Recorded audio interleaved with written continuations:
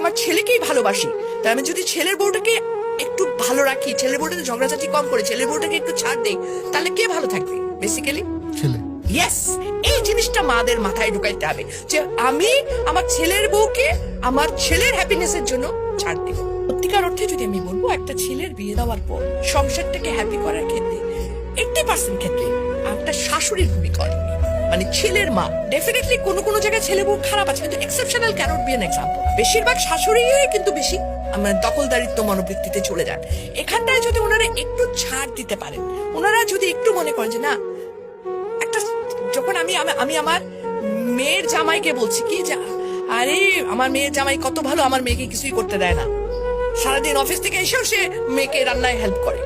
আর ছেলের ব্যাপার হলে তখন আমরা বলতো কি ছেলের বউ আজকে সারাদিন ঘুমায় থেকে আমার পোলা আসে রান্না করে খাওয়ায়। একই মানুষ কিন্তু আমরা দু রকমের মনোবৃত্তিতে যাচ্ছি, তাই না? এই জায়গা থেকে আমাদের মেয়েদের বেরিয়ে আসতে হবে।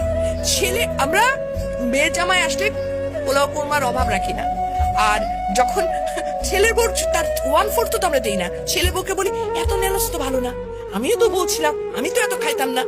সিরিয়াসলি কিন্তু ইট হ্যাপেন্স। কিন্তু মেয়ের জামার জন্য পোলাও কোরমা করতে যদি টাকা না থাকে, আমি ঋণ করে নিয়ে এসো খাওয়াবো। রিজনটা কি? রিজনটা আমি চাই আমার মেয়েটা ভালো থাকুক। মেয়ের জামাইকে খাতির করে মেয়ে রিজন কিন্তু আমার মেয়ে ভালো থাকে, আর কিছু না। আরেকটা জিনিস আমি সরি, আমরা বড়রা যদি ছাড় দিতে পারি, আমরা বড়রা যদি একটু উদার ভাবে চলি, আমরা বড়রা যদি একটু হলেও আচ্ছা ঠিক আছে ওটা এত এত হিটলারি নিয়মে না যাই, আমি শাসিত হয়েছিলাম তখন অতএব তুমিও শাসিত হবে এরকম থেকে, তাহলে কিন্তু ছেলের বউটা অটোমেটিকলি অনেকটা চেঞ্জ হয়ে যাবে।